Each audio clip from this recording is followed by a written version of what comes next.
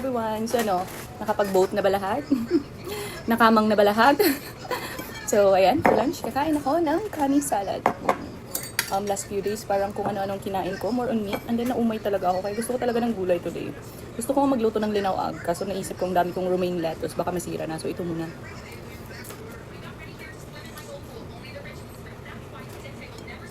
Ako lang ba? Pero pag sunod-sunod ako kumain ng meat, mabilis akong maumay. Sanay kasi ako na at least everyday nakakakain ako ng gulay. So kung di ako nakakakain ng gulay, naghahanap talaga ako palagi.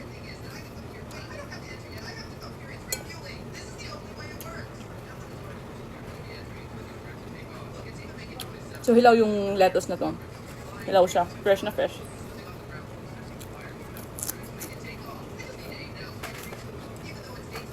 Ang dami niya.